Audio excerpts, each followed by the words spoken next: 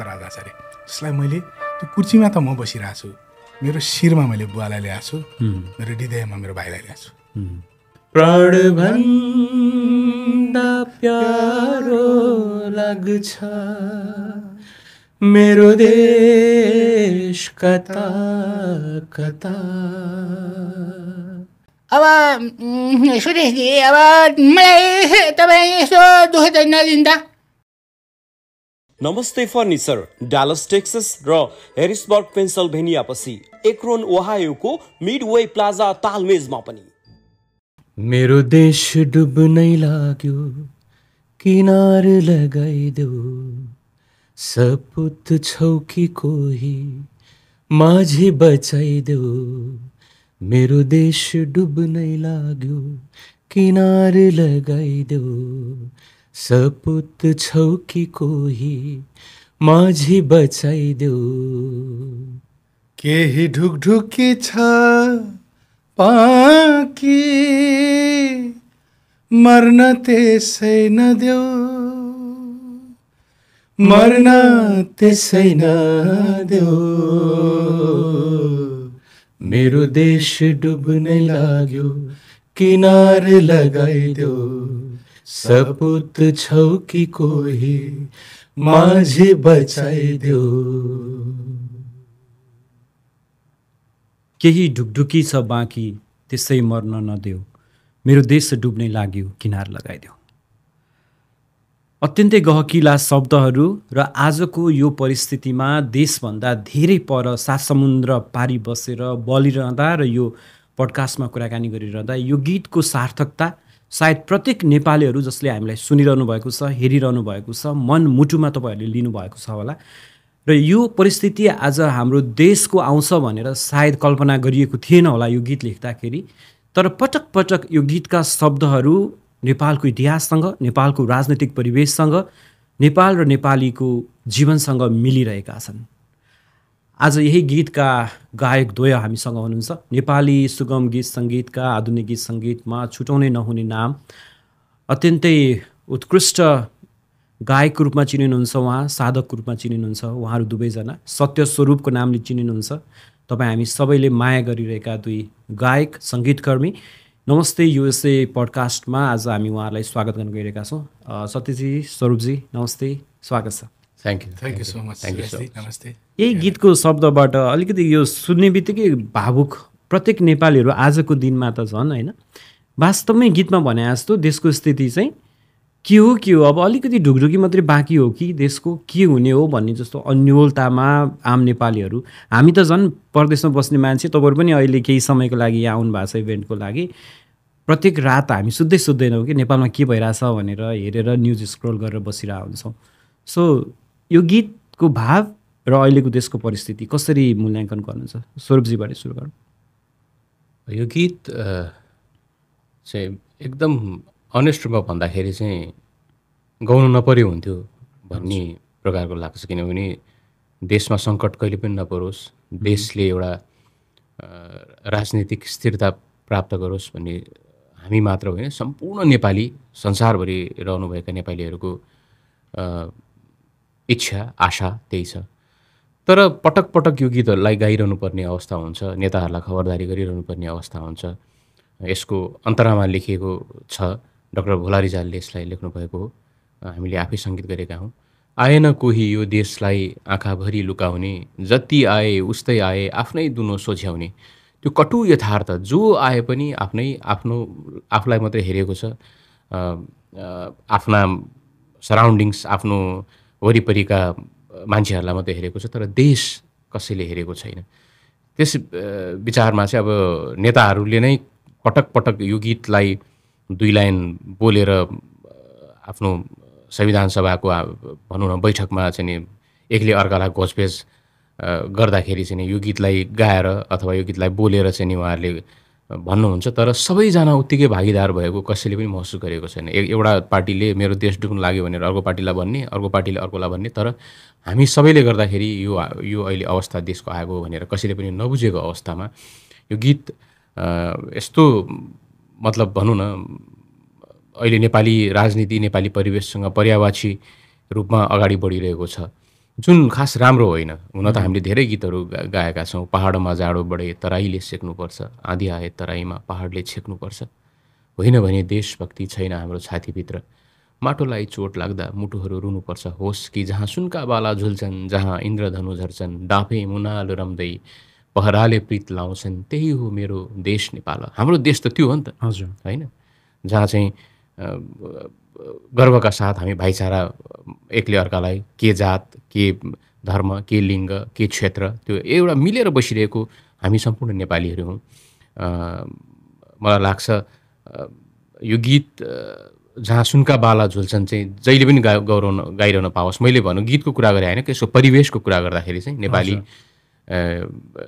राजनीति, नेपाली भू यथार्थ राम्रो होस्, हामी त्यहाँ बसेर देशका सकारात्मक गीतहरू गाउन पाऊँ भन्ने आशा लाग्छ। तर अब अस्तिको जे भयो, हामी यहाँ आएपछि भएको छ र कुनै पनि चिज हुनको लागि कुनै न कुनै त्यसको कारण, रिजन चाहिन्छ र त्यसको सकारात्मक रूपमा हेर्दाखेरि त्यसलाई त्यहाँ जति पनि हाम्रा जेएनजीका प्रिय भाइ बहिनीहरू जसले शहादत प्राप्त गर्नुभयो, उहाँहरूको आत्माको चिर शान्तिको कामना पनि पहिले गर्छु र शोक सन्तप्त परिवारप्रति हार्दिक संवेदना व्यक्त गर्छु। धेरै गीतहरू यस्ता छन्। अहिले एउटा मैले गाएको ऊ शहीद भएर बाँच्यो, ऊ शहीद भएर बाँच्यो, आमा मरे म भन्दै ऊ शहीद भएर बाँच्यो भन्ने गीत पनि धेरै टिकटकमा आइरहेको छ। त्यो पनि सम्पूर्ण म ती ज्ञात अज्ञात शहीदहरूप्रति म हार्दिक समर्पण गर्न चाहन्छु। एउटा यस्तो गीत है जुन गीत सारा नेपालीलाई त्यो गीतले रुवाएको छ, प्रत्येकले त्यो गीतलाई महसुस गरेका छन्। तपाईँहरूले कम्पोज गर्नुभयो, गाउनुभयो, मनमा लाग्छ यो गीत चाहिँ गाउन नपरे हुन्थ्यो जस्तो लाग्छ, तर देशको परिस्थितिले त्यतैतर्फ डोराइरहेको छ। सत्यजी, यो गीत गाइरहँदाखेरि कस्तो त्यो स्टुडियोमा शब्दहरू होइन अथवा तपाईँले कम्पोज गरिरहँदाखेरि कल्पना गर्नुभएको थियो यो बारेमा, यस्तो परिस्थिति अब जस्तो त्यो पनि पटक पटक भइरहेकै घटना लेख्नुभयो नि त डाक्टर भोला रिजालले त, होइन? तर अब फेरि आगामी दिनमा भविष्यमा पनि फेरि यो गीतको सान्दर्भिकता यस्तै होला, देश यस्तै होला भन्ने जस्तो लागेको थियो त्यो बेलामा गर्दा? त्यो एङ्गलबाट सोच्नु भएको थियो? त्यसरी त सोचिएको थिएन।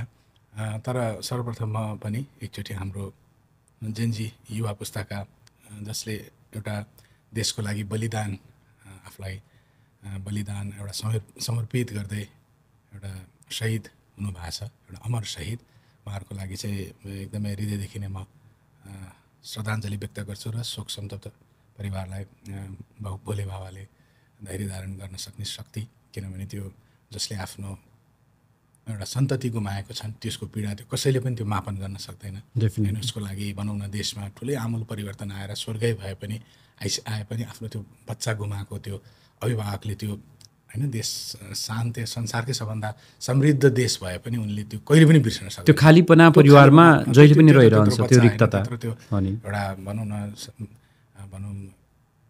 17 एउटा 22सम्मको एउटा 25सम्मको त्यो बच्चा त्यो अपूर्णनीय क्षति हो उहाँहरूको, त्यो परिवारको, त्यो हामीले त्यो कल्पना पनि गर्न सक्दैनौँ। त्यसले गर्दाखेरि उहाँहरूलाई मैले एकदमै नमन गर्न चाहेँ। र यहाँले भने जस्तै मलाई चाहिँ म चाहिँ यो गीतलाई मैले चाहिँ एउटा छुट्टै एउटा आयामबाट मैले हेरेको छु। जस्तै यहाँले भने जस्तै कुनै पनि गीत लेख्दाखेरि त्यो जीवनसँग मेल खान्छ या परिस्थिति या वातावरणसँग या परिवेशसँग मेल खान्छ भनेर लेखिया हुँदैन। फर इक्जाम्पल, बुवाको जीवन भन्नु त घात छ, मृत्यु भन्नु त सास छ, हर गीतमा बाँचु कति, होइन के अरे दोधारमा बाँचु कति, हर गीतमा चित्कार छ। बुवाले भन्छन्थ्यो क्या मैले कस्तो गीत गाएँ, होइन जीवन भन्नु त घात छ, मृत्यु भन्नु त सास छ, मरेको छैन बाँचिरहेको छु, दोधारमा बाँचु कति, मरुकै बाँचु भन्छ त हर गीतमा चित्कार छ। आफ्नै गीत सुन्दा पनि चित्कार जस्तो लाग्छ भन्छन्थ्यो क्या। भनेपछि त्यो गीत त सायद बुवाले गाइसिन्थेन होला नि त, होइन? मलाई मेरै जीवनसँग यो मेल खान्छ, मेरै जीवनमा यो एउटा चरितार्थ गर्छ यो गीतले भन्ने कुनै पनि गायक, कुनै सर्जकले हुन्छ नि, चाहे त्यो नायक होस्, गायक होस्, कुनै स्टोरी गरे हुन्छ होला फिल्ममा पनि, तर उसकै जीवनसँग त्यो मेल खान गइदिन्छ। हजुर, त्यो एउटा संयोग मानिन्छ त्यस्तोलाई। र भोला अङ्कलले लेख्दाखेरि पनि सायद त्यो कुण्ठाहरूले गर्दाखेरि उहाँले लेख्नु भएको थियो। हामीलाई पनि त्यो गीत आइसकेपछि, त्यो शब्द भएपछि यसलाई कस्तो धुन भर्ने, यसलाई कसरी सजाउने ताकि यो धेरै क्लिष्ट पनि नसुनियोस्, धेरै एउटा यसले गहनता पनि धेरै नै नबोकोस्, तर गहनतामा सरलता कसरी मिसाउने भन्ने विचार गरेर हामीले अलिकति गुनगुनाउन मिल्ने, सारा नेपालीहरूलाई यसले छुन सक्ने टाइपको अलिकति लोक धुनमा बसेर हामीले यसलाई ट्युन गऱ्यौँ। र अरेन्जमेन्ट पनि हाम्रो नर्बु शेर्पा दाइले गरिदिनु भएको छ, एकदमै राम्रो बन्यो यो एउटा समग्र रूपमा। र हामीले पनि सोचेका थिएनौँ कि यसले कहिले कालान्तरमा गएर यसले यो आफ्नो जुन बोलेका कुराहरू अथवा भनिएका अभिव्यक्तिहरू, गीतले एउटा कुनै न कुनै अभिव्यक्ति त बोल्छ होइन, त्यो चाहिँ यसले पूर्ण गर्छ भन्ने लागेको थिएन। तर म अर्को आयामबाट मैले हेर्दाखेरि तपाईँले याद गर्नु भयो भने हामीले कुनै पनि एउटा दुईवटा फुल हाम्रो कोठाबाट हामी बाहिर निक्लिँदाखेरि दाहिने साइडमा एउटा गुलाबको फुल राखौँ, देब्रे साइडमा एउटा गुलाबको फुल राखौँ। हामी घरबाट बाहिर निक्लिने बेलामा एउटा गुलाबको फुललाई हाँसेर हेरौँ, एउटा गुलाबको फुललाई रिसाएर हेरौँ। त्यो हामीले महिनौ दिन गरेपछि त्यो हामीले हाँसेर हेरेको गुलाबको फुल फोक्रिँदै आएको हुन्छ, हामीले रिसाएर हेरेको गुलाबको फुल ओइलिँदै गएको हुन्छ। भनेपछि यो कुरा हामीले बार बार भनिरहँदाखेरि, जस्तै मेरो देश डुब्ने लाग्यो होइन, के अरे माझी बचाइदेऊ, सपुत छौ कि कोही, मेरो देश डुब्ने लाग्यो किनार लगाइदेऊ, सपुत छौ कि कोही माझी बचाइदेऊ भनेर हामीले बार बार भनिरहँदा सपुत जन्मे नि त। भन्दा त्यो कुरा पुग्छ क्या। हामीले भन्छौँ नि पहिला श्राप, सत्ययुगमा त्रेता द्वापरमा त्यो श्राप भनेकै त्यसको नराम्रो होस् भने हो नि त। हजुर होइन, आशीर्वाद दियो भने त्यसको राम्रो होस् भन्दै गयो। भनेपछि हामीले कुनै चिजलाई गर्छु भनेर सोचिसकेपछि, दिमागमा लिइसकेपछि, ठानिसकेपछि त्यो चिज कहिले कालान्तरमा गएर पुरा हुन्छ भने चाहिँ, किनभने देश एउटा एकदमै अन्यलको स्थितिमा थियो, सपुत बचाइदेऊ भनिरह नि त हामीले।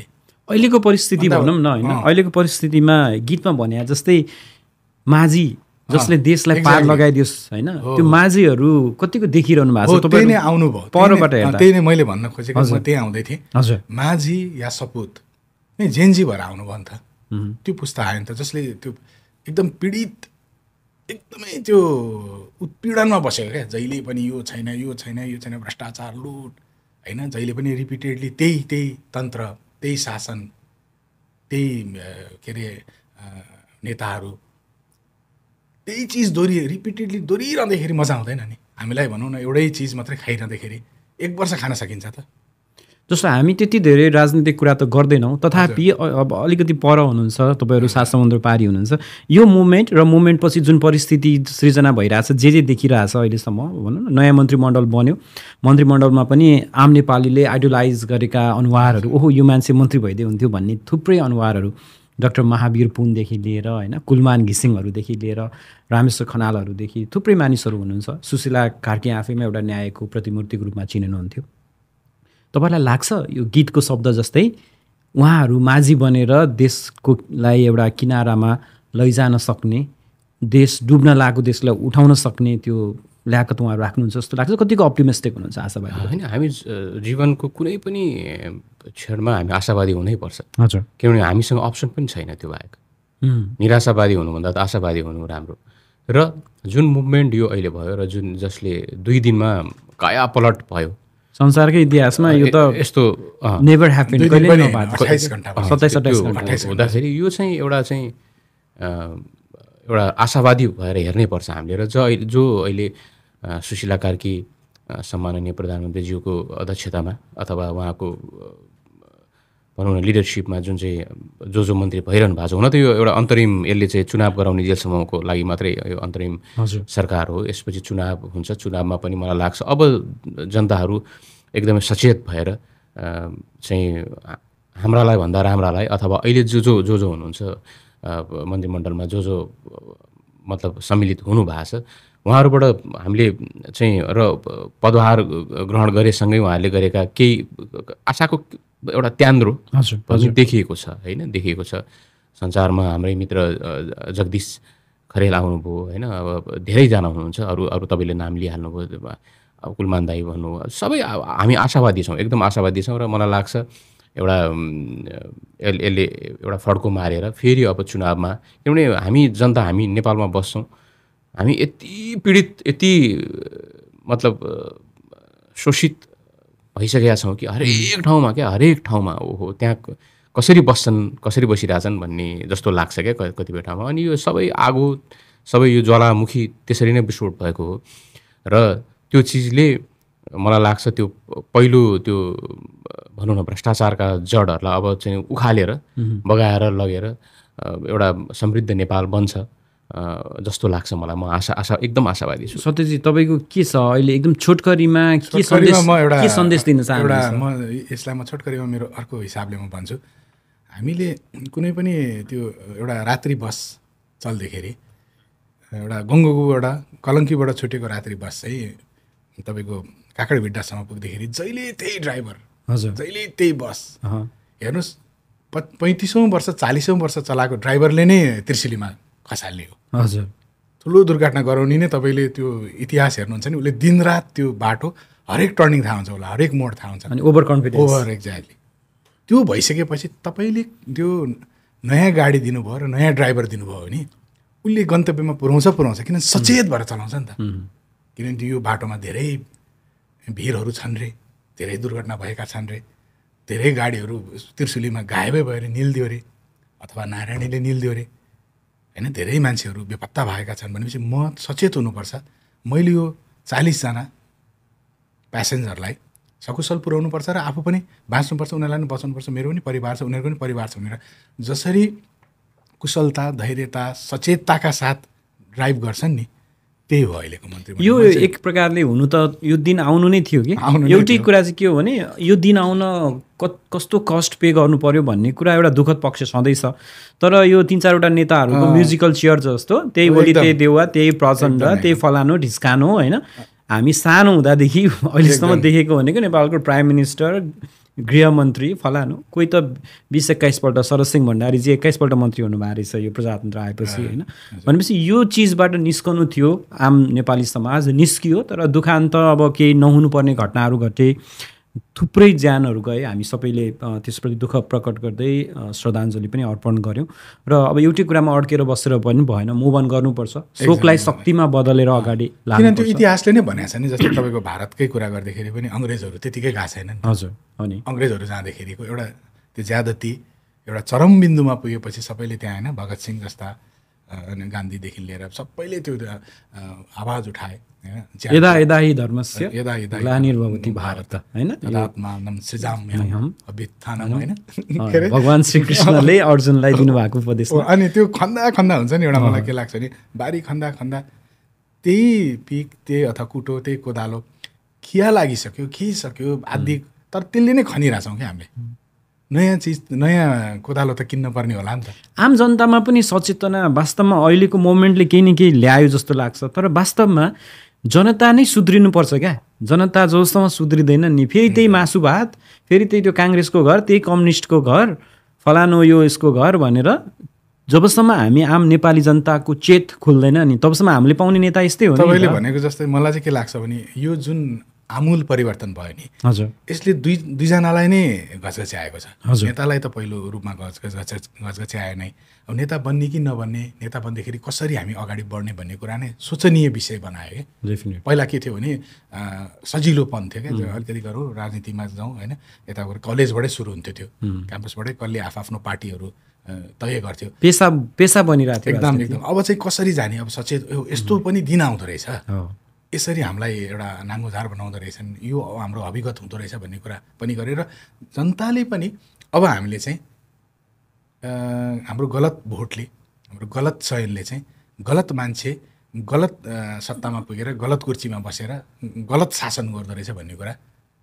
जनताले पनि एकदम त्यो महसुस गरे, भोगिसकेको भोगिसक्यो। यो भयो पहिलो टपिक। हामीले देशका यो जुन अहिले पछिल्लो समयको आन्दोलनको सम्पूर्ण ज्ञात अज्ञात शहीदहरूप्रति श्रद्धासुमन पनि अर्पण गऱ्यौँ र त्यो सँगसँगै अर्को एउटा दुःखद प्रसङ्ग पनि थोरै जोडौँ है। तपाईँहरू दुवैजनाले आफ्नो परिवारको सदस्य जो अभिभावक हुनुहुन्थ्यो र देशले नै एउटा राष्ट्रको धरोहर भजन शिरोमणि राष्ट्रगायक भक्तराज आचार्यलाई गुमाएको पनि धेरै समय भइसकेको छैन है। यो अवसरमा चाहिँ हामी सम्पूर्ण विदेशमा बस्ने नेपालीहरूको तर्फबाट श्रद्धासुमन पनि अर्पण गर्न चाहन्छौँ र डेफिनेटली अब यो प्रश्न सुन्दाखेरि अलिकति सिल्ली जस्तो लाग्छ, तर पनि एउटा छोराको हिसाबले, एउटा गायकको हिसाबले यति बेला आफ्नो बुवालाई सम्झिरहँदा कसरी सम्झन चाहनुहुन्छ? स्वरूपजीबाटै सुरु गरौँ। एउटा भनौँ न धेरै भएको छैन बुवालाई गुमाएको, तर एउटा श्रोता, एउटा सङ्गीतको विद्यार्थी र विशेष त छोराको हिसाबमा त मलाई बुवा भौतिक रूपमा हामीसँग नभए पनि बुवा गइसकै छैन जस्तो लाग्छ। कलाकार कहिल्यै मर्दैन। वरिपरि सधैँ मलाई हामीलाई यहीँबाट हेर्नु भएको छ, किनभने जहाँ जाउँ मोटर चढौँ उहाँकै गीत, बिहान उठेर कहीँ जाउँ उहाँकै भजन होइन। अलिकति जहाँ जाउँ हामी फेरि त्यही कर्ममा भयौँ। बिहानदेखि प्र्याक्टिस गर्दाखेरि कुनै 1 सेकेन्ड पनि हुँदैन होला सुत्न बाहेक हामीले बुवालाई नसम्झेको। निन्द्रामा पनि सपनामा पनि बुवा आइसिन्छ होइन। त्यस हिसाबमा चाहिँ मलाई लाग्छ बुवा कहीँ गइसकेको छैन, अजर अमर रूपमा यहीँ होइसिन्छ, हामीलाई यहीँबाट हेरिसकेको छ होइन। अब अहिलेको भनौँ न अघि देशसँग जोड्छौँ, हाम्रो मात्रै कुरा होइन, प्राणभन्दा प्यारो लाग्छ मेरो देश कता कता, छल्किन्छ ममता होइन, जहाँ छन् बुद्धका आँखा भनेर उहाँले गाउनुभएको गीतले पनि समय सापेक्ष रूपमा देशको हरेक परिस्थितिमा उहाँले आफ्नो उहाँको भौतिक शरीर भए पनि नभए पनि त्यो देशको हरेक अवस्थामा त्यो गीत, त्यो सङ्गीत, त्यो अजर अमर आवाजले साथ दिइरहेको छ क्या। त्यही भएर पुस्ता फेरिएला, समय फेरिएला, शासन सत्तामा बस्ने मान्छे फेरिएलान्, तर यो गीत जहिले पनि रहिरहन्छ कि आम नेपाली जबसम्म नेपाल देश रहन्छ, जबसम्म बुद्ध रहन्छन् होइन, जबसम्म यो संसारमा बुद्धको अस्तित्व, नेपालको अस्तित्व रहन्छ, यो गीत त अझ अमर रहि नै रहन्छ। हो, त्यही भएर मलाई बुवा त गइसकै छैन, हामी त यहीँ देख्छौँ। अहिले हामीले बोलिरहेको पनि यहीँबाट सुनिरहेछ होला। बुवालाई सम्झँदै बुवाकै यो गीत अलिकति उहाँलाई ट्रिब्युट स्वरूप हामी थोरै सुनौँ। हुन्छ। बमबहादुर थापा ज्यूले यसलाई लेख्नु भयो, स्वर र सङ्गीत बुवाकै रहेको छ। जहाँ छन् बुद्धका आँखा, स्निग्ध शान्त र सुन्दर, त्यहाँ छ शान्तिको क्षेत्र, मेरो राष्ट्र मनोहर, प्राणभन्दा प्यारो लाग्छ मेरो देश कता कता, छल्किन्छ ममता मेरो भावगङ्गा, जता तता जहाँ छन् बुद्धका आँखा। धेरै धेरै धन्यवाद। पुनः एकपटक भावपूर्ण श्रद्धाञ्जली अर्पण गर्न चाहन्छु। र अब यो टपिकलाई लगभग हामी अर्को टपिकमा जानुभन्दा अगाडि एउटा चाहिँ जस्तो बुवाको जीवनमा जे घटना घट्यो है, धेरै श्रोताहरूलाई थाहा छ, यति राम्रो आवाज भएको मान्छे जीवनको उत्तरार्धमा धेरै समय गाउन सक्नु भएन उहाँको स्वास्थ्य अवस्थाको कारणले। त्यो बेलाको त्यो बुवाको पीडा कस्तो थियो, अलिकति थोरै त्यो सेयर गर्न मिल्छ? त्यो त मैले एउटै शब्दमा भन्दाखेरि बुवाको जीवन नै यसमै छ सबै। मैले त्यो भन्न थालेँ भने धेरै लामो छ, सठिकमा भनिदिन्छु। बुवाको जीवन मृत्यु थियो, बुवाको होल जीवन मृत्यु थियो, र बुवाको मृत्यु जीवन थियो। कस्तो गम्भीर कुरा गर्नु। जब बुवाको मृत्यु भयो नि, बुवाले जसले मृत्यु नै भन्छिन्थ्यो क्या, यही शब्द प्रयोग गर्छ। मान्छेले म मर्छु, म जान्छु होइन, मलाई लगे हुन्थ्यो भन्छ, बुवा चाहिँ मृत्यु भन्छिन्थ्यो। किनभने उहाँको जीवन त्यसरी त्यो अनेक छ क्या, बुवाको अनेक त्यो कुराहरू छ। त्यसरी त्यत्रो ठुलो गवैया जिब्रो नभएर बाँच्नु होइन, 35 वर्ष एउटै कोठामा बस्नु, 30 वर्ष दुध मात्रै खाएर बाँच्नु, कहीँ छैन, बाहिर जाने छैन, एउटै लुगा लाछ, कोही साथी भेटाएको छैन, त्यही कोठा, त्यत्रो भुइँचालो आयो, सबैजना भागे। बुवाले भन्छिन्थ्यो क्या, तिमीहरू भाग्न, तिमीहरू जान, मैले यही कुरिरहेको थिएँ भन्छिन्थ्यो।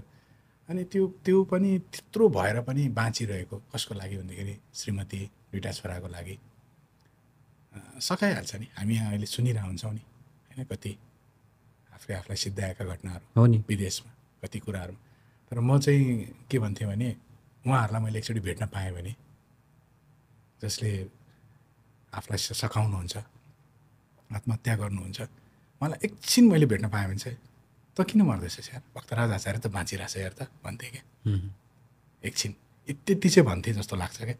त्यसरी पनि बाँचेको मान्छे, उहाँको जीवन नै मृत्यु थियो, तर जब उहाँको भयो त्यत्रो ठुलो सम्मान, त्यत्रो मैले भने नि त्यो राजा महाराजालाई भन्दा पनि राजा महाराजाहरूलाई त उर्दी जारी हुन्छ, आउनै पर्छ। यो त स्वतःस्फूर्त रूपमा मान्छे काम गर्न मान्छेहरू त्यहाँ सम्मेलन, त्यो हाम्रो मलामीमा आछन् होइन, ठुल्ठुलो अघोरी बाबाहरूले ठुलो नारा लाछन्। को रोको थिएन, को त्यत्रो त्यो भने न स्वरूप र म एउटा कलाकार भएको नाताले पनि एउटा हाम्रो मृत्यु होस् त यस्तो होस् भने क्या थिएँ। त्यहाँ धेरैजना हुनुहुन्थ्यो, बुवाका समकालीनहरू पनि थिए, उहाँहरूले पनि भन्नुभयो कि मृत्यु होस् त यस्तो, त्यस्तो मृत्यु वरण गर्नुभयो। मृत्यु पनि जीवन क्या उहाँको, एउटा मुक्ति नै भनौँ न त्यसलाई, एकदम ठुलो मुक्ति। किनभने हामीले, मलाई त्यहाँ एउटा मदन कृष्ण अङ्कलले त्यति बेला भन्नुभएको थियो क्या, एउटा एकदम याद आउँछ मलाई, हामीले 3टा उत्सव मनाउनुपर्छ अरे क्या जीवनमा। हजुर, एउटा जन्मोत्सव, एउटा विवाह उत्सव, एउटा मृत्यु उत्सव।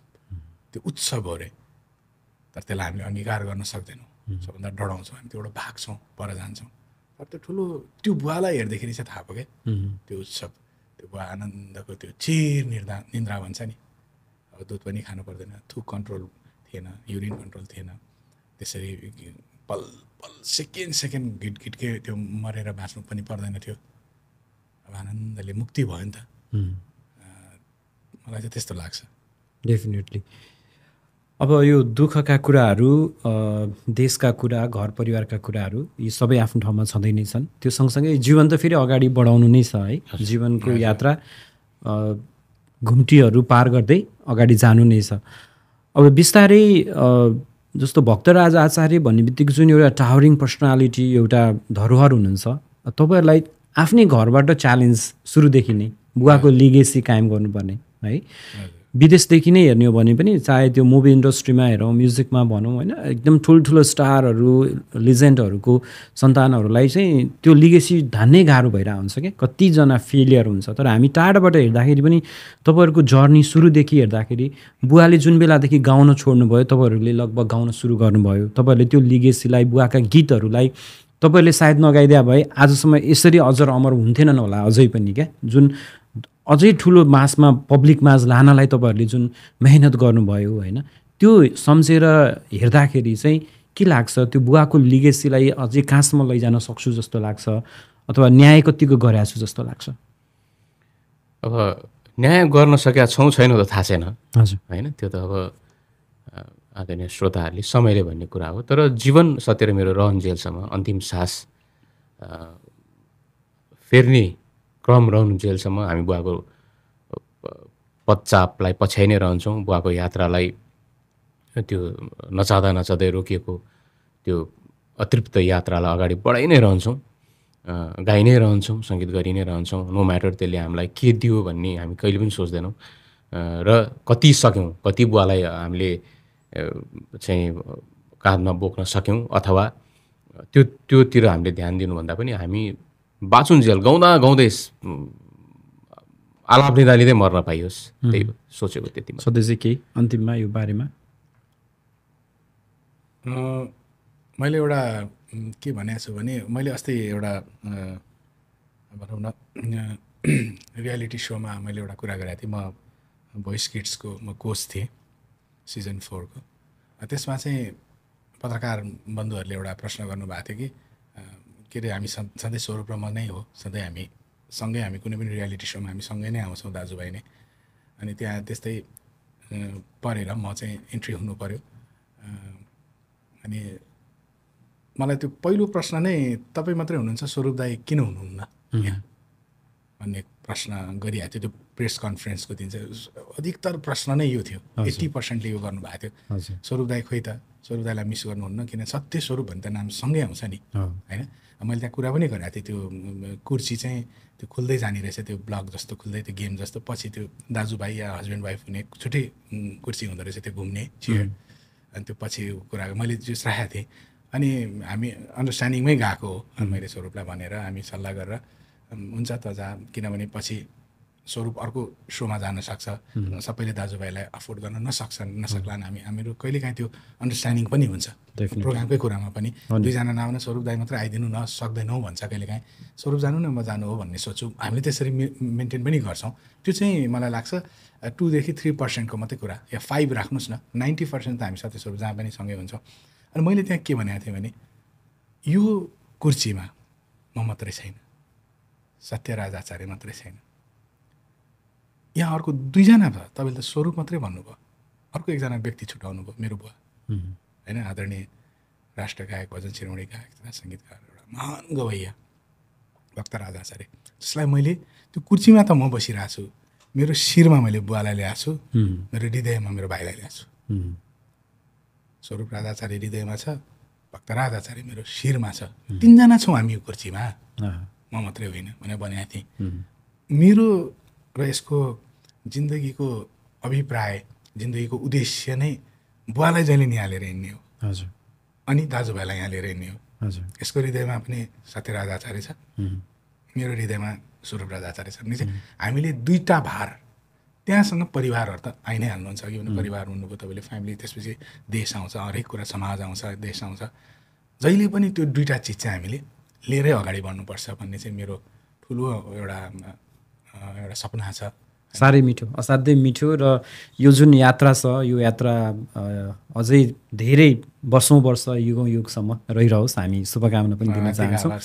र हामीलाई जसले सुनिरहनु भएको छ, नयाँ पुस्ताका साथीहरू पनि भनौँ न, अब नेपालमा अहिले जेनजी भन्ने वर्ड पपुलर भएको छ होइन, जेनेरेसन जी, त्यसपछि आउने जेनेरेसन अल्फा, बेटा जे आउँछ, अथवा अगाडिकोले भक्तराज आचार्यको बारेमा यदि तपाईँहरूलाई थाहा छैन, अझै धेरै कुराहरू जान्न मन छ भने चाहिँ आई थिङ्क युट्युबमा पनि त्यो उपलब्ध भइसकेको जस्तो लाग्छ भर्खरै। हजुर, र सबभन्दा इम्पोर्टेन्ट कुरा चाहिँ तपाईँले अघि भन्दै हुनुहुन्थ्यो, सबभन्दा इम्पोर्टेन्ट एउटा हामीले बुवाको एउटा बायोग्राफी, हजुर, जुन चाहिँ मैले लेखिरहेको थिएँ, 8 इयर्स भइसकेको थियो, 8 वर्षमा, तर एउटा त्यो भनौँ न हामीले एउटा सकेनौँ, बुवा जीवित हुँदाखेरि त्यो हामीले प्रकाशित गर्न सकेनौँ, अन्तिम चरणमा थियो, 90% कामहरू भइसकेका थिए, लगभग 1,30,000 वर्ड्स मैले लेखिसकेका थिएँ, किनभने त्यो धेरै समय लाग्यो, त्यो गर्न पाएन। अब हामी चाँडै गएर गर्छौँ, र यहाँले त्यो किताबबाट त सम्पूर्ण भएको कुरा, र त्यसलाई हामी सायद इङ्ग्लिसमा पनि हामी त्यसलाई ट्रान्सलेट गरेर ल्याउँछौँ होइन। त्यो चिजले चाहिँ धेरै हेल्प, किनभने गुगल उसमा चाहिँ धेरै गलतहरू हुन्छ,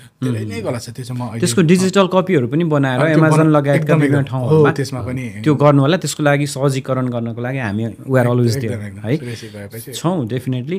र अघि भन्दै थिएँ मैले, आचार्य भन्ने मुभी छ, त्यो मुभीमा भक्तराज आचार्यको शीर्ष भूमिकामा सत्यजीले अभिनय पनि गर्नुभएको छ। सो त्यो फिल्म पनि हेर्नु होला, एकदमै राम्रो फिल्म छ, र धेरै कुराहरू भक्तराज आचार्यको जीवनको तपाईँले त्यहाँ पाउनुहुन्छ। अब अलिकति अब यो प्रसङ्गसँगै अब एक्टिङतिर पनि लागौँ। स्वरूपजीलाई पनि धेरै फिल्महरूमा अफर आएको मान्छे पहिल्यैदेखि हान्छु, म अहिले पनि टक्क हेर्दाखेरि होइन, पहिलाभन्दा त वेट पनि धेरै लुज गर्नुभएछ, झन् फुर्तिलो देखिनु भएको छ तपाईँ है। फ्यानहरू धेरै हुनुहुन्छ, महिलाहरू धेरै, मेरो साथीहरूले पनि भन्नुहुन्छ कि स्वरूपजी त एकदम मनपर्छ भनेको, सत्यजी पनि मनपर्छ है, फेरि अहिले मैले उहाँको मात्रै त्यो त तपाईँलाई धेरै फिल्महरू अफर आएको थियो मलाई थाहा छ, गर्नु भएन तपाईँले? होइन, मलाई खास एक्टिङ मेरो कप अफ टी नै भयो जस्तो लाग्छ। पहिला गर्थेँ, सत्य र मैले नै खास भने नाटकहरू गर्थ्यौँ। हजुर, इनफ्याक्ट यसले चाहिँ डिरेक्सन गर्थ्यो, यहाँबाट आउने उबाट आउने, त्यसलाई एक्जिक्युट चाहिँ मैले गर्थेँ। तर पछि साई नेचर हुँदै आयो, त्यसपछि म खासै म्युजिक भिडियोहरूतिर पनि तपाईँले त्यस्तो धेरै पर्फर्मेन्स देखि नै नचाहने मान्छे, मेरो आफ्नो नेचरले त्यस्तो हुँदै गयो क्या। कहिले पनि लागेन अगाडि आउँ पर्दामा एक्टिङ गरौँ यो भन्ने? अहिले झन् लागेन, किनभने मलाई म चाहिँ अडियोको मान्छे हुँ क्या, मलाई सुनियोस् जस्तै मात्रै लाग्छ। मलाई त्यो म्युजिक भिडियोमा पनि त्यो लिपसिङ्क पार्टमा आउनु पनि मलाई नराख्ने यार भनेर भन्छु, एक्टिङ गरेर। तर म राम्रो दर्शक हुँ, दर्शक चाहिँ राम्रो हुँ। म राम्रो चलचित्रहरूलाई एकदम क्रिटिकल्ली हेर्ने ट्राई गर्छु। हिजो मात्रै हामीले त्यो थिएटरमा हाम्रो यहीँ डालसमा बस्ने एकजना कलाकार हुनुहुन्छ सुधांशु जोशी, उहाँको एक दुईवटा म्युजिक भिडियो हेरेको थिएँ, तपाईँले राम्रो कमेन्ट गर्नुभएको थियो सुधांशुजीको बारेमा, हामीलाई उहाँले हेरि पनि रहनु भएको छ होला। जजमेन्ट चाहिँ तपाईँ एकदम राम्रो गर्नुहुँदो रहेछ कि, दर्शक राम्रो हो भन्नुभएको थियो नि अघि। किनभने इभन कतिपय ठाउँहरूमा भनौँ न, हाम्रा मित्रहरूले फिल्म बनाउँदाखेरि पनि त्यो लेख्ने क्रममा चाहिँ स्वरूप जहाँ सत्य इन्भल्भ हुन्छ सबै ठाउँमा त हुँदैन त्यो, जहाँ सत्यले गरेको चलचित्रमा स्वरूप दाइलाई लानुपर्छ। स्वरूप दाइले एकदम ठाडो कमेन्ट गर्छ अनि क्रिटिकल हुन्छ त्यो चाहिँ होइन। मैले त त्यो लिबर्टी वाइज हेर्दिनँ क्या, क्रिएटिभ लिबर्टी वाइज हेर्दिनँ। यो किन यहाँ आयो, यो किन भएन, यो त भएन भनेर भन्ने मेरो बानी भए भएर मलाई कतिले लानु पनि हुन्छ। र त्यो हिजो भिडियो हेर्दाखेरि पनि मैले आफ्नो मलाई लागेको चिज भने ठ्याक्क तपाईँले पनि त्यही सोच्नु भएको, साथीले पनि त्यही। जस म राम्रो दर्शक हुँ, एक्टिङ मेरो कप अफ टी होइन। मैले त्यो कुनै ठाउँमा एक्टिङ ट्राई गरेँ भने मैले त्यो चिजलाई बिगार्छु जस्तो लाग्छ क्या। अर्को त्यो एक्टिङ एकदम चुर्के भरिया भने चाहिँ हाम्रो सत्यजी हुनुहुन्छ क्या। हाम्रो सुदामजी पनि त्यस्तै हो नि, उहाँको पनि उहाँ यहीँ हुनुहुन्छ होइन, तर एक्टिङको किडा छ क्या भित्र एकदम। तपाईँकोमा पनि देखिन्छ त्यो। तपाईँको रियल लाइफमा पनि धेरैजनाले अब तपाईँका गीतहरू त्यही खालको सृजनाहरू हुन्छन्, गम्भीर खालका गीतहरू, त्यो लिगेसी पनि त्यही रह्यो। राष्ट्रप्रेमका गीतहरू धेरै गाउनुहुन्छ, कम्पोज गर्नुहुन्छ। तर जसले पर्सनल्ली सत्यराज आचार्यलाई चिन्या छ, फिल्मको एक्टिङको आफ्नो ठाउँमा छ, एकछिन त्यसलाई साइड राखौँ होइन। इन रियल लाइफमा पनि तपाईँ साह्रै त्यो कलाकारको गुण छ कि, कलाकार भनेको अभिनेताको गुण, क्यारिकेचर गर्ने, रमाइलो गर्ने, चुटकिला सुनाउने, हँसाउने, यो गर्ने होइन। कसरी हेर्नुहुन्छ तपाईँ आफूले आफ्नो यो जुन नेचर छ यसलाई चाहिँ सबभन्दा पहिला त म जिनबाटै उ गर्छु, रिलेट गर्छु। बुवा पनि यस्तै हुनुहुन्थ्यो एकदम। बुवा एक्टर हो। थिएटरमा पहिला चाहिँ सिङ्गिङभन्दा अगाडि बुवाले चाहिँ रामायण महाभारतहरूमा, यो चाहिँ नयाँ कुरा, मलाई पनि थाहा थिएन। यो चाहिँ बुवाले गर्सिँदो रहेछ। अनि त्यसपछि एक्टिङ एकदम गर्ने, अनि एकदमै ह्युमरको टाइमिङ जुन मेरो छ नि, हाजिर जवाफी ठ्याक्क दिने, त्यो बुवामा एकदमै प्रचुर मात्रामा, त्यो किताबमा पनि छ एउटा हाजिर जवाफी भन्ने एउटा च्याप्टर रहेछ। अनि बुवाको ह्युमर, सेन्स अफ ह्युमर एकदमै राम्रो। अनि अर्को कुरा, मम्मी पनि थिएटर आर्टिस्ट, मम्मीले पनि ड्रामाहरू गर्नुभएको। ललित त्रिपुरा सुन्दरी पनि हाम्रो ब्ल्याक एन्ड व्हाइट फोटो छ। त्यति बेला किङ सो हुन्थ्यो नि त, किङ सोमा मम्मीले त्यो किङबाट ऊहरू पनि पाएको फोटोहरू छ।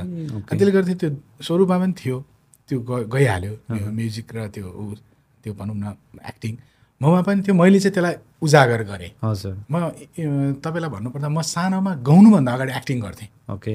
जस्तै गीत त मैले तपाईँको प्रोफेसनल्ली गाएको त 50 सालबाट हो होइन, तर मैले एक्टिङ सानैबाट गर्थेँ।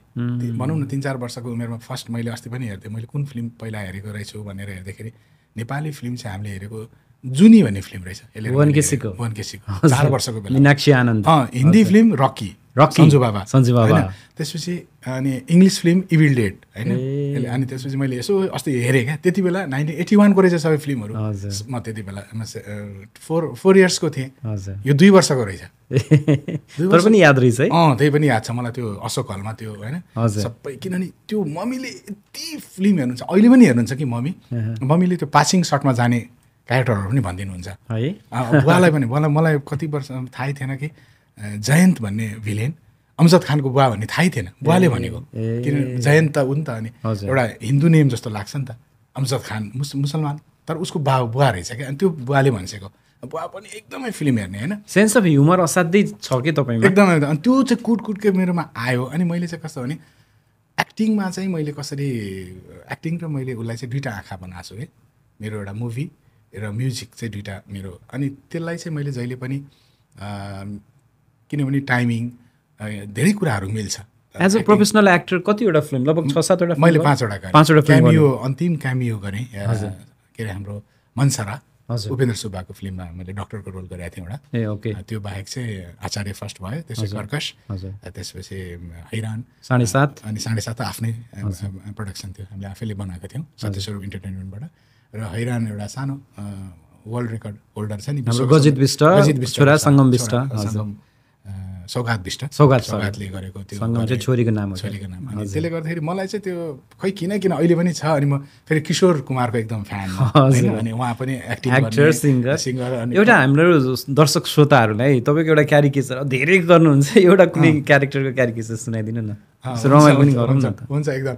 अब खासमा चाहिँ त्यो मैले धेरै गर्नेमा चाहिँ नेताहरूको पर्थ्यो, अब चाहिँ म गर्नै मन लागेको छैन। म एकदम नेता होइन, एउटा भनिन्छ क्या नेताले चाहिँ तपाईँलाई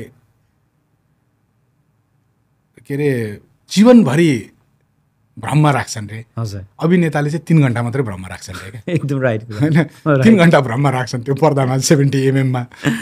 अभिनेताले चाहिँ जीवन आजकल त त्यो पनि घटाएको छ 2 घन्टामा झरेको छ 2 घन्टामा झरेको 2 घन्टामा राख्छन् एकदम हजुर। अझै अङ्ग्रेजी हेर्ने हो नि त होइन 1.5 घन्टा होइन कमै छ हलिउडतिर अझै सर्ट मुभीतिर त अझै हामी झन् थोरैमा जान्छौँ। हजुर। त्यसले गर्दाखेरि अब नेता होइन अभिनेता मलाई एकदम मनपर्ने अभिनेता हरिवंश दाईको मेरो एकदम अल टाइम फेभरेट। इभन दुईजना अब म यहाँ उड्नु अगाडि पनि मदन अङ्कलसँगै थिएँ, मदन अङ्कल र युमन श्रेष्ठ मेरो प्रिय साथीसँग एक दिन अगाडि थिएँ। दुईजनालाई मेरो ड्यु रेस्पेक्ट एकदमै म र स्वरूप त उहाँहरूको ऊ गर्थ्यौँ त्यो ऊ हुन्छ नि के अरे क्यासेट यो मदन कृष्ण अङ्कल भन्ने म हरिदाई भने हामी फेरि अङ्कल उहाँलाई अङ्कल भन्छौँ, हरिदाईलाई चाहिँ दाई भन्छौँ।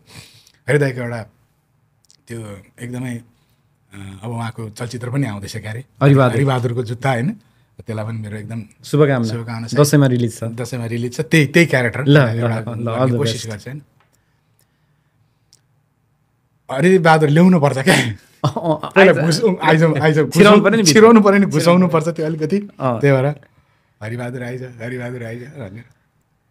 अब सुरेशजी अब मलाई तपाईँ यसो दुःख चाहिँ नदिँदा दाइले पनि बोलाएर यो कहिले के भन् भनेको छ कस्तो दुःख दिएर तेरि मलाई त्यसो दुःख नदिएर मलाई चुपा लाएर बसेर अब यो पानी आयो अब चिया पनि ल्याइदिएर मलाई त्यसो गरे कसो होला। धन्यवाद। एकदम मिठो एकदम राम्रो रमाइलो थ्याङ्क यू। तपाईँले अघि नेताको गर्दिन त भन्नुभयो होइन, तर अहिले धेरैजनाले एउटा मान्छेको सुन्न खोजिरहेको छन् क्या। अहिले उहाँ दुःखद हो कसैलाई कोही माथि पनि भौतिक आक्रमण हुनु राम्रो त होइन तर अब जे भयो नराम्रो भयो तर उहाँहरूको आफ्नै त्यो कर्मको फल भने जस्तो होला सायद। शेरबहादुरजी अहिले ट्रिटमेन्टमा हुनुहुन्छ हस्पिटलमा, अहिले शेरबहादुरजीको मुख्य भनाइ के हुन्छ होला अहिलेको परिस्थितिलाई? होइन मलाई त्यो गर्नै मन छैन मैले भने त्यो मलाई जुन एउटा उ थियो नि यो जुन आमूल परिवर्तन भयो नि अब अफ रेकर्ड कहिले गऱ्यो भने गरेर त ममा पनि आमूल परिवर्तन आयो क्या, सम्झिँदै नसम्झिने बरु इग्नोर बरु हाम्रो उहरूको गर्ने अभिनेता गर्ने गर्ने भन्ने बरु गर्ने होइन बरु म हरिदाईको चाहिँ प्रायः सबै नै गर्छु होइन। हरिदाईको चाहिँ म एकदमै ठुलो फ्यान हो अनि बरु सिङ्गरहरूको गर्छु यताउता गर्छु कम्पोजरहरूको। तर तपाईँले जुन कुरा भन्नुभयो वास्तवमा त्यो हाम्रो आम मिडिया कर्मीले सबैले सोच्नु पनि पर्ने बेला भएको छ क्या। अब हरेक अन्तर्वार्तामा हरेक कुरामा खालि त्यही पुरानो नेताको कुरा तिनीहरूलाई आई थिङ्क इग्नोर पनि गरिदिनुपर्छ होला क्या। इभन मैले भन्छु नि मैले त्यसरी त्यो एउटा ऊ भनेर भने होइन, तपाईँले याद गर्नु न कमेडियन साथीहरूले पनि प्रायः उहाँहरूको खुराकै त्यो हुन्छ एक्ज्याक्टली 50 to 60% चाहिँ क्यारिकेचर होइन, त्यही हाम्रो नेताहरूको क्यारिकेचरबाटै उहाँले गर्नुहुन्छ। तर तपाईँले इभन इन्डियामा हेर्नु न होइन राजु श्रीवास्तवको हेर्नु कपिल शर्माको उनीहरूले कहिले पनि आफ्नो त्यो नेताहरूलाई प्रायः उडाएर गरे हुँदैन, धेरै गरे हुँदैन क्या धेरै। कपिलले केही गर्नु राजु श्रीवास्तवले गर्नुहुन्छ, अटल बिहारी वाजपेयी गर्नुहुन्छ, त्यो लालु यादव गर्नुहुन्छ, तर पनि उहाँहरूको मेन कन्टेन्ट भनेको अर्कै हुन्छ क्या एक्ज्याक्टली अर्कै प्लट बनाएर गर्नु होइन। हाम्रा पनि जो नेताहरू थिए उहाँहरूले आफ्नो देशको समय कालखण्डमा दिने कन्ट्रिब्युसन दिनुभयो होला, त्यो बापत उहाँहरूले लिनु पनि भयो अथवा गाई जात्रामा उडाउन पाइन्छ बनाएर त्यसैलाई सधैँ बोकेर चाहिँ नहिँड। त्यो एउटा पोजिटिभ नोट आजको पडकास्टमा त्यो पनि आयो, त्यो ठिक छ है। तपाईँहरूको पछिल्लो समय एकदम रमाइलो गीत भक्काको आइछ, एकदम हिट भइरहेछ जस्तो मिलियन्स क्लबमा आई थिङ्क धेरै गीतहरू आइरहेछ। त्यो मैसाफले भन्ने गीत भयो होइन, अर्को स्वरूपजीको त्यो लोकगीत आई थिङ्क त्यो लगभग पहिलो नै थियो होला है, त्यो लोक नै कम्प्लिटली गीत गाउनु भएको थियो डाँडा गरे साइली दोहोरी त पहिलो नै थियो है त्यो गीत पनि। त्यो गीत अलिकति सुनाउ न त एउटा डाँडा गरे साइली, त्यसपछि मैसाफको पनि हामी कुरा गरौँ ल। हुन्छ। श्रीकृष्ण बमल्लज्यूले यसलाई सङ्गीतबद्ध गर्नुभयो, कृष्ण केसीजीले लेख्नु भएको। सुन्नुभन्दा अगाडि तपाईँ आधुनिक गीत सङ्गीतको एकदमै फेमस नाम होइन, तपाईँको गीतको गहिराई शब्दहरूको उच्चारण है असाध्यै राम्रोसँग त्यो बुवाको लिगेसीलाई साँच्चीकै नै तपाईँले मेन्टेन गर्नुभएको छ दुवैजनाले। लोकगीत गाउँदा चाहिँ के होला अडियन्सले कस्तो रेस्पोन्स गर्नु होला भन्ने केही डर थियो कि यत्तिकै ऱ्यान्डमली डिसिजन गर्नुभयो? होइन डर थियो नि, मैले त त्यसलाई सुनेर ए हुँदैन मबाट यार म भनेर त्यसलाई क्यान्सल गरेर अनि भनौँ न पटक सुनेर अहिले पनि अब त्यो पछि मैले धेरै लोकदोहोरीहरू मेरो हिजो मात्रै पनि एउटा माइली भन्ने लोकदोहोरी नै हो त्यो रिलिज भएको छ। हजुर मैले त्यत्तिकै गएको होइन, किनभने म पहिला सुन्दाखेरि अब मैले गाउन सक्छु कि सक्दिनँ, सबै चिजमा फेरि ओभर कन्फिडेन्ट भएर पनि भएन। लोकदोहोरी आएकै चिजहरू पनि कतिपय मेरो बसको कुरा छैन क्या, किनभने त्यो लोकदोहोरी जुन महासागर हो एउटा सङ्गीतको एउटा, त्यसमा चाहिँ गाउन पाएँ भन्दामा यो पाइहाल्ने अब अथवा यो क्याची होला, यसले मलाई अलिकति अगाडि लाग्ला भन्नुभन्दा पनि त्यसलाई मैले कतिको न्याय गर्न सक्छु भन्ने कुरा इम्पोर्टेन्ट चिज हो कुनै पनि फिल्डमा। म इभन कि आधुनिकै गीत आउँदा पनि कति छोडिदिएको छु क्या मैले, कति छोडिदिन्छु किनभने त्यो म सक्दिनँ त्यो गाउन, मभन्दा अर्को सिङ्गरले राम्रो गाउन सक्ला क्या त्यसलाई। त्यो भएर लोकदोहोरीमा त झन् विशेष हुन्छ नै। तर यो गीतमा असाध्यै मिठो सुहाएको छ है तपाईँको गीत, धेरैजनाले भन्नुभएको छ एकदम मिठो सुनेको छ। धेरै घोटेर होला, राम्रो छ, घोटेर पिएको भएर आई थिङ्क 100 मिलियन पनि पुग्छ होला त्यो चाँडै नै, धेरै नै देखिरहेको थियो त्यसको भ्युज, असाध्यै मासमा गएको छ धेरै। राम्रै मन पराउनु भएको छ यो लक्ष्मी मल्लज्यू र मैले गाएको कृष्ण केसीजीको शब्द रचना, श्रीकृष्ण बमल्ल भाइको सङ्गीत। म प्रयत्न गर्छु प्लिज। तिमी मुटु धड्कनमा हुन पाम, तिमीसँगै हाँस्न र रुन पाम, तिमी मलाई परलै नै मन पर्ने, तिमी मलाई परलै नै मन पर्ने, तिमीले छड्के आँखाले नहेर्ने, मैले हत्ते गरेर के गर्ने, ओइ डाँडा घरे साइली मैले हत्ते गरेर के गर्ने, ओरी मै हो साले जो मैले हत्ते गरेर के गर्ने। कस्तो मिठो नयाँ स्वाद पाइएको थियो तपाईँको यो अहिले पनि। त्यसपछि अरू थुप्रै गीतहरू पनि आए है, साह्रै मिठो निर्माया ठुली भन्ने गऱ्यौँ हामीले। निर्माया ठुली त्यही टिमसँग नै थियो, त्यही टिमसँग थियो। हजुर। अनि अर्को यो सातै जुनी सँगसँगै हुने यो कुटु कुटु मुटु खाइरहन्छ भन्ने मेलिना र मैले गाएको, निर्मल छेत्री भाइको शब्द सङ्गीतमा पनि राम्रै भइरहेछ र अरू अन्य धेरै भाकाहरू लाइनअपमा छ मैले ट्राई गरिरहेको छु। हजुर। सतीजी एकजना लिरिसिस्ट हुनुहुन्छ, गायिका पनि हो, रहर गर्नुहुन्छ, तर मेन चाहिँ लिरिसिस्टको रूपमा उहाँ एकदम चर्चित हुनुहुन्छ। हाम्रै डालसमै हुनुहुन्छ क्या अहिले उहाँको नाम लिलु गुरुङ है, लिलुमाया गुरुङ है। हाम्रो लिलु दिदीको पनि हामीले एउटा पडकास्ट गरेका थियौँ, कुराकानी गरेका थियौँ है। अब तपाईँहरूसँग कुरा गर्दा लिलु दिदीको त प्रसङ्ग जोड्नै पर्यो। लिलु दिदीले फेरि मलाई पछि भेट्यो भने गाली गर्नुहुन्छ किन नगरायो भनेर है। उहाँको एउटा असाध्यै चर्चित भएको एल्बम थियो तरङ्ग भन्ने, त्यसमा तपाईँहरू दुवैजनाको गीत एकदमै धेरै मन पराइयो है। जस्तो स्वरूपजीले गाउनु भएको थियो त्यो जहाँ तिमी त्यहाँ म हुन नपाउँदा, तिमी रुँदा तिमीसँग रुन नपाउँदा। पछिल्लो समय टिकटकमा त यसको त्यो बिचको पार्टहरू यति धेरै हिट भएको थियो है। त्यो थियो अनि तपाईँको मलाई पर्सनली एकदम मनपर्ने चाहिँ त्यसको शब्द पनि साह्रै राम्रो छ।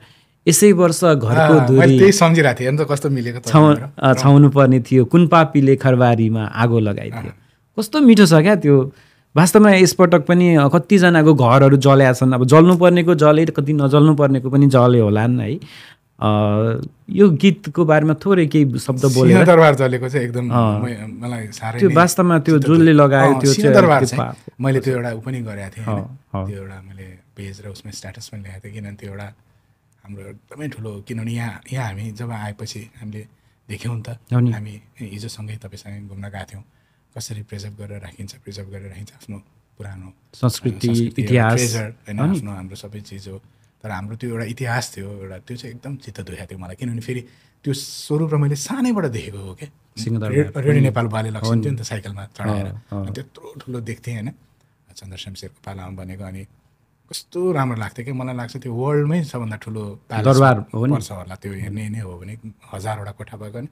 अनि त्यहाँनिर रेडियो नेपालसँग त्यो चाहिँ एउटा लाग्यो। खैर म त्यो एउटा ठ्याक्कै दिदी एकदमै राम्रो सशक्त कलम चलाउनुहुन्छ तपाईँ पनि, आफै फेरि एकदम साहित्यिक एकदमै चेत भएको हुनुहुन्छ सुरेशजी। तपाईँको कविता अस्ति हामीले एउटा सुनेका थियौँ, त्यो पनि साह्रै राम्रो। त्यही भएर तपाईँले त्यो राम्रो राम्रो गीतहरूको सेलेक्सन गरिरहनु भएको छ हामीलाई गाउनको लागि पनि। क्या गाउन त धेरै गीतहरू गाइन्छ, जहिले पनि हामीले भन्ने गरेको छ 2 चिजको लागि गाइन्छ होइन, एउटा यसको लागि गाइन्छ हृदयको लागि, अनि यसको एक बित्ता तल पेटको लागि गाइन्छ होइन। एउटा माने प्रोफेसनली गाउनै पर्ने हुन्छ, तर हृदयमा बसेका गीतहरू यी गीतहरू हुन्। मैले सायद यो धेरै भयो होला नगाएको, कोसिस गर्छु है त। यसलाई लिलु दिदी र हाम्रो प्रिय मित्र बिबी अनुरागीले सङ्गीत गर्नुभएको। यसै वर्षा घरको धुरी, यसै वर्षा घरको धुरी छाउनै पर्ने थियो, छाउनै पर्ने थियो। यसै वर्षा घरको धुरी, यसै वर्षा घरको धुरी छाउनै पर्ने थियो, छाउनै पर्ने थियो। कुन पापीले खरबारीमा आगो लगाइदियो,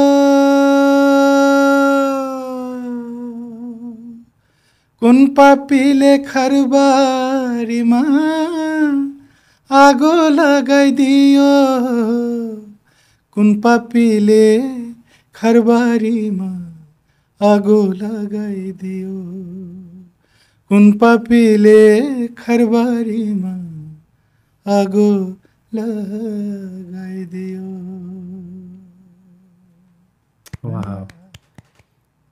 त्यस्तिकै उत्कृष्ट शब्द, त्यस्तै आवाज, त्यस्तै सङ्गीत है।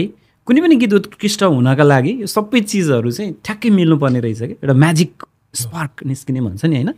त्यो आगोकै कुरा गरियो, स्पार्क भन्ने कुरा आइरहेको छ। अलिकति यो परालको आगो भन्ने पनि कुरा गरौँ न है। हाम्रो मित्र सुशील पोखरेलजी, उहाँलाई पनि उहाँले हेरिरहनुहुन्छ बेला बखतमा, अहिलेदेखि प्रमोसन गरिदिउँ न। मेरो क्लासमेट पनि हो। ए हो, सँगै पढ्यो हामी कलेज, मिन भवन, कोटेश्वरको सुशील। सुशीलजीको फिल्म आउँदैछ, मेरो मित्र पनि हुनुहुन्छ उहाँ। हामी पहिला निर्माता सङ्घमा सँगै पनि थियौँ, बन्धु पनि हो, बन्धु पनि हुनुभयो है। अनि उहाँको परालको आगो फिल्ममा तपाईँहरू सङ्गीतकारको रूपमा हुनुहुन्छ। के भइरहेछ, कस्तो खालको गीत सङ्गीत दिन प्रयास गर्नुभएको छ? सम्भवतः गीत रेकर्डिङ पनि भइसक्यो होला, फिल्मको आई थिङ्क फ्लोरमा जाँदैछ फिल्म चाँडै नै। यो सङ्गीतको बारेमा अलिकति भनिदिनुहोस् न, यो परालको आगो। हामीले चलचित्र, केही चलचित्रहरू आफूले सङ्गीत पनि गऱ्यौँ होइन। जस्तो सानो संसारमा गर्नुभएको थियो, आँखामा सायद मायामा फसेकी भन्ने गीत थियो। हजुर, जस्तै पहिलो प्रेमको पहिलो पंक्षी, फर्स्ट लभ भन्ने विभिन्न गीत चलचित्रहरू हामीले गऱ्यौँ। त्यसमा चाहिँ अब चलचित्र सङ्गीत नगरेको चाहिँ केही ग्याप भइरहेको थियो। सुशील मित्र सुशील पोखरेलज्यूले हामीलाई ल यो गर्नुपर्छ भनेर भन्नुभयो। र सब्जेक्ट जुन चाहिँ परालको आगो त गुरुप्रसाद मैनालीले लेख्नुभएको, हामीले पढेको, पहिला पनि चलचित्र हेरेको, त्योलाई चाहिँ मैले बनाउन लाग्छु ल तिमीले आएर गरिदेऊ भनेर भन्नुभयो। आदरणीय दाई सुरेन्द्र राणा दाई गीतकार, हामी सँगै बसेर सिटिङ गऱ्यौँ। इनफ्याक्ट हामीले त्यो एउटा गीतको ट्युन 3-3वटा 4-4वटा बनाएको छौँ क्या। त्यसबाट छान्ने अप्सन दिएको, किनभने एउटा चाहिँ नि सङ्गीतकारले प्रड्युसरलाई अथवा डिरेक्टरलाई गीत दिएको होइन कि, एउटा फ्यामिलीमा मैले सुशील मित्रको लागि बनाएर आएको, अथवा लक्ष्मण सुनारजी हुनुहुन्छ त्यसको निर्देशक, उहाँहरूको लागि बनाएको भने एउटा सौहार्द रूपमा ऊ भएको छ। यसमा चाहिँ हाम्रो भागमा 2टा गीत परेको छ। एउटा चाहिँ एउटा स्याड गीत छ, त्यो चाहिँ मैले गाएको छु, सोलो गीत छ। र एउटा चाहिँ कम्प्लिटली एउटा विवाहमा एकदम क्याची नम्बर छ। एउटा मलाई लाग्छ त्यो आएपछि त्यसले एउटा आफ्नो एउटा भनौँ त्यसले श्रोता दर्शकको माया धेरै लिन्छ जस्तो लाग्छ मलाई। निम्तो सुपारी भन्ने गीत छ, त्यो विवाहसँग रिलेटेड गीत छ। त्यो पनि सत्य र मिलिना बहिनीले गाउनु भएको छ। हामीले सम्पूर्ण गीत रेकर्ड गरेर फाइनल मिक्सिङ सकेर आएको छु। र अस्ति भर्खर मैले सुशीलको स्ट्याटस पनि हेरेको थिएँ। यो बिचको यो आन्दोलनले अलिकति धेरै नै इफेक्ट परे तापनि उहाँहरू चाहिँ गाउँमा गएर सुटिङ गरिरहेको कारणले गर्दाखेरि अब फेरि चाहिँ यसलाई बिचमा चाहिँ त्यो अवस्थाले सुटिङलाई उहाँले रोक्नुभयो, किन सुटिङ गर्ने अवस्था भएन देशको अवस्थाले गर्दाखेरि। र फेरि ब्याक टु फ्लोर गएको भन्ने मैले पनि स्ट्याटस हेरेर थाहा पाएँ। मलाई लाग्छ सम्भवतः हामी फर्किन्जेलसम्म चलचित्रको सम्पूर्ण छायाङ्कन सकिसकेका हुन्छ होला।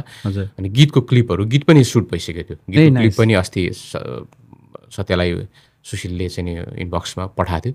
त्यसको गजब राम्रो तरिकाले त्यो एकदम ग्रान्जर रूपमा ऊ भइरहेछ। र परालको आगो यो उहाँहरूले चाहिँ अत्यन्त मेहनतका साथ सुशील देवकोटा हुनुहुन्छ यसलाई लेख्नु हुने, अथवा पुरानो सञ्चारकर्मी पनि दाइ, प्रिय दाइ पनि हाम्रो सबैजना मिलेर एकदम राम्रो बनाउनलाई दिलो ज्यान दिएर लागिरहनु भएको छ। केही राम्रो निस्किन्छ आउँछ जस्तो लाग्छ। आशावादी छ। सत्यजी, अलिकति ग्यापमै गर्नुभयो है कम्पोज मैले अलिकति अफ द रेकर्ड त्यो निम्तो सुपारी सुन्न पाएको थिएँ त्यो डेफिनेटली त्यो is gonna be a very popular song एकदमै क्याची छ ठ्याक्कै झुन्डिने मिठो र फिल्मी कलर आएको छ क्या फिल्ममा म पनि अब एज अ फिल्म डिरेक्टर होइन कुन चाहिँ गीत आधुनिक गीत हुने कुन पप हुने कुन लोक हुने कुन फिल्मको हुने भन्ने चाहिँ त्यहाँ केही न केही सामान्य एउटा सानो धागो सीमारेखा हुन्छ मान्छेले त्यो सीमारेखा क्रस गरिदिरहेको हुन्छ तर तपाईँहरूले जुन कम्पोज गर्नुभएको छ त्यो चाहिँ फिल्मी कलर कम्प्लिटली छ कि सो वाट यु थिङ्क तपाईँ आफैलाई चाहिँ अलिकति ग्यापमा गर्नुभयो कस्तो भइरहेछ त्यही त मलाई गुजबम्स पनि आयो त्यो एकदम ग्यापमा स्वरूप मैले चाहिँ त्यो मुभी चाहिँ एउटा हुन्छ नि पहिला चाहिँ कस्तो लाग्थ्यो भने पहिला तपाईँले याद गर्नुभयो होला तपाईँहरूको पालामा चाहिँ एउटा म्युजिक डिरेक्टरलाई दिइन्थ्यो म्युजिक सिटिङ गरेर म चाहिँ म चाहिँ त्यही कन्सेप्टकै मान्छे हो अहिले पनि किनभने एउटा कम्पोजरले फिल्मको टोटल गीत गर्दाखेरि एउटा कलर आउँछ न्याय हुन्छ एउटा फ्लेभर एउटा टच बसिरहेको हुन्छ क्या त्यो चाहे त्यो रोमान्टिक गीत होस् चाहे स्याड गीत होस् होइन चाहे पार्टी सङ होस् चाहे आइटम नम्बर होस् त्यसले गर्दाखेरि त्यसको अनि अहिलेको परिपाटी चाहिँ कस्तो आइरहेछ भने एउटा कम्पोजर बाँडेर दिने अनि त्यो मलाई लाग्छ त्यो किनभने आफ्नो कम्पोजरको आफ्नो एउटा सिग्नेचर हुन्छ आफ्नो एउटा कलर हुन्छ अनि डिफ्रेन्ट त्यो फिल्मको कलर नै त्यो म्युजिकले पनि बोल्नुपर्छ जस्तो लाग्छ क्या होइन जस्तै पहिला हामीले नातिकाजी शिवशङ्कर या अमर गुरुङ गोपालिञ्चनले या सम्बुजित सरले गरेको या रञ्जित गजमेरले गरेको होइन इन्डियामा पनि आरडी बर्मनको छुट्टै होइन लक्ष्मीकान्तको छुट्टै रहमानको छुट्टै त्यस्तो आउँछ नि त्यो चाहिँ आउनुपर्छ जस्तो लागेको थियो अनि त्यो हिसाबले पनि हामीले बिचमा नगरेको कति एउटा गर्ने हामीलाई अफर आएको थियो तपाईँले एउटा गरिदिनुपर्छ अरू 3जना या 4जना सङ्गीतकार हुनुहुन्छ भने त्यो भिडमा मिसिन मन लागेन आफ्नो एउटा कलर गरौँ भनेपछि खासमा चाहिँ यसमा चाहिँ हामीलाई सुशीलले त्यसरी नै एप्रोच गर्यो होइन के अरे अनि साथै यसरी गरिदिनु पऱ्यो तिमीले भने चाहिँ हुन्छ हामी गर्छौँ 2जनाले भनेर भनिसकेपछि हामीले अर्को 3टा एउटा बन्ने पनि कुरा थियो अनि त्यसले गर्दाखेरि हामीले नर्मल्ली अहिले कस्तो हुन्छ भने हाम्रो जुन एउटा उसमा भइसकेपछि चाहिँ एउटा गीतमै नर्मल्ली हामीले बनाएको गीतहरूमा चाहिँ त्यो एउटा एक्सपिरियन्सले पनि होला सायद होइन 32 वर्ष भयो त्यो 2टा गर्नै पर्ने अवस्थै आउँदैन क्या कम्पोजिसन हामीले कुनै प्रोजेक्टहरू गर्दाखेरि पनि विदेशबाट पठाउनु भएको हुन्छ एउटा गरेपछि एकदम राम्रो लाग्यो भन्छ किनभने हाम्रो मलाई चाहिँ के लाग्छ भने फर्स्ट एटेम्प नै एकदमै राम्रो हुन्छ क्या हजुर सेकेन्ड थर्ड बनाइन्छ नि ट्युन त तर पहिलो जुन बनाएको हुन्छ नि त्यसमा चाहिँ त्यो किनभने फर्स्ट एउटा लभ भन्छ नि फर्स्ट लभ भनेको जस्तो त्यो गीतसँगको त्यो पोएट्रीसँगको एउटा आफ्नो नजिकपन त्यसलाई हेरेर मेरो सोच कस्तो दिमाग आयो मैले कुन स्केल समाउँछु भन्ने मैले सोचेँ त्यो त मैले सोध्छु नि त पहिले एज अ कम्पोजर ट्युन नभन्ला तर म माइनर स्केल या मेजरमा बनाउँछु 6/8 यसलाई लान्छु या 2/4 लान्छु होइन झ्याउरे बनाउँछु कि अलि स्लो बिट हाल्छु भन्ने त मैले एउटा ब्रेनमा त सोध्छु नि त अनि मात्रै ट्युनमा जान्छु त्यसले गर्दाखेरि त्यो के अरे वान टेक ओके नै भएको हुन्छ क्या मेरो स्पेसली केसमा टचवुड त्यो भोलि भएको पनि होला तर साथीको लागि भनेर 3-4वटा 3टा बनाइदिउँ कि अनि त्यसमा हाम्रो डिस्कसन यति भयो त्यो म्युजिकल्ली डिस्कसन यो हुँदैन भन्ने भोटिङ गऱ्यौँ हामीले गोला प्रथा गऱ्यौँ होइन एउटा ट्युन 2जना स्क्रिप्ट राइटर र डिरेक्टरले एउटा ट्युन मन पराउने प्रोड्युसरले एउटा ट्युन मन पराउने अर्को हाम्रो गीतकार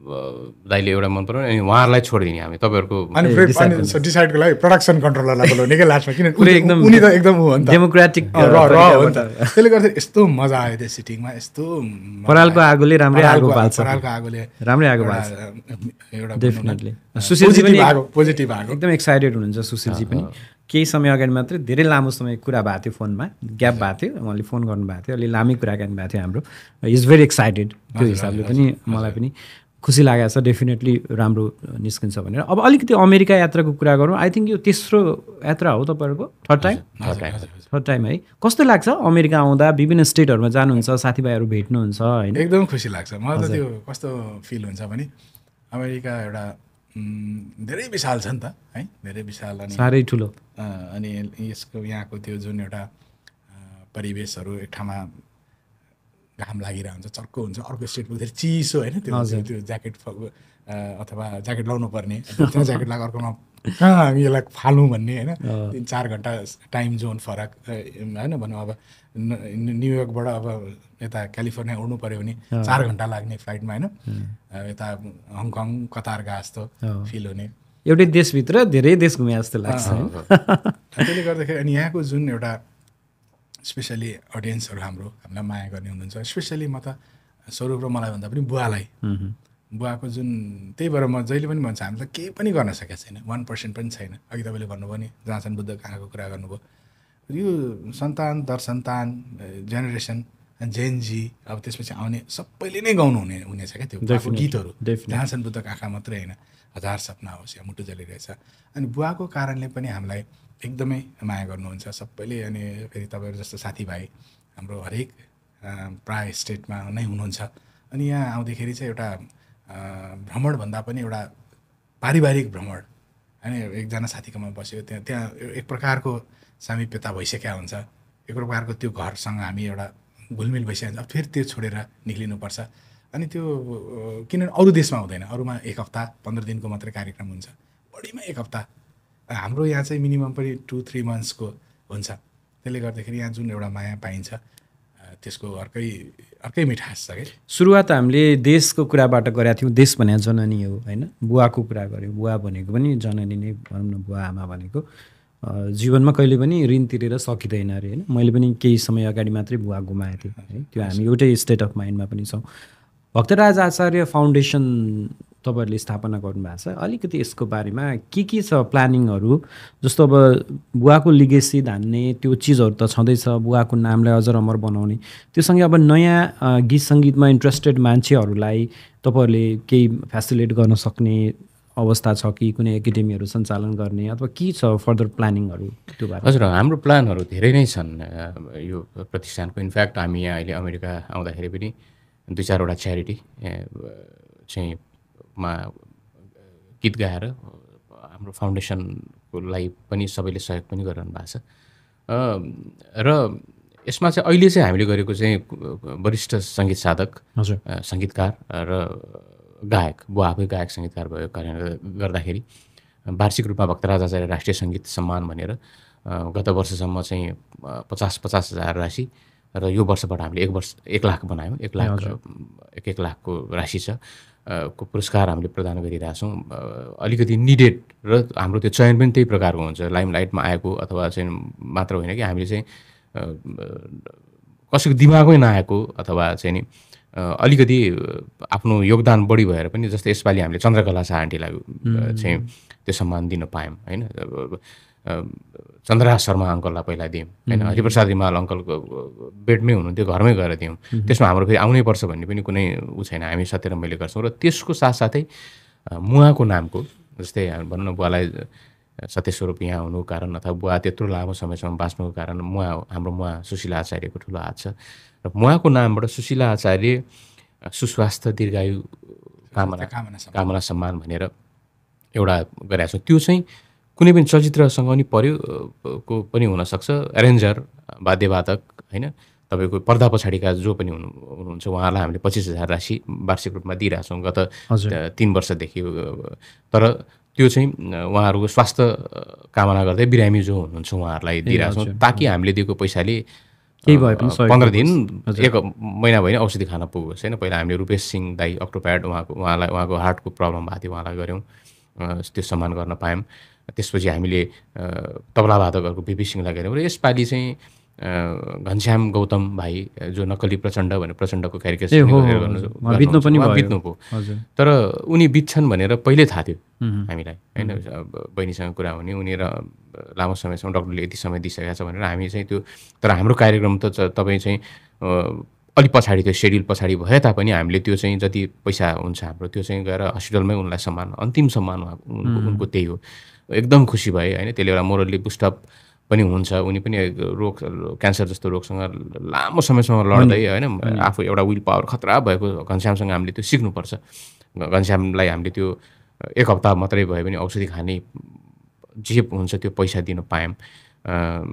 र यसरी नै हामीले चाहिँ यो अहिलेको लागि सम्मानका पुरस्कार राशिहरू भए अथवा दुःखमा परेको लगेर चेक काटेर दिइहाल्ने, त्यसमा केही नकुर्ने क्या। किनभने जुन ब्याकग्राउन्डबाट हामी आयौँ होइन, हामीलाई पनि आर्थिक अवस्था गाह्रो साङ्ग्रो हुँदाखेरि सबै आदरणीय श्रोता दर्शकहरूको मायाले गर्दाखेरि नै हामी यहाँ छौँ। बुवा त्यत्रो लामो समयसम्म बाँच्यो।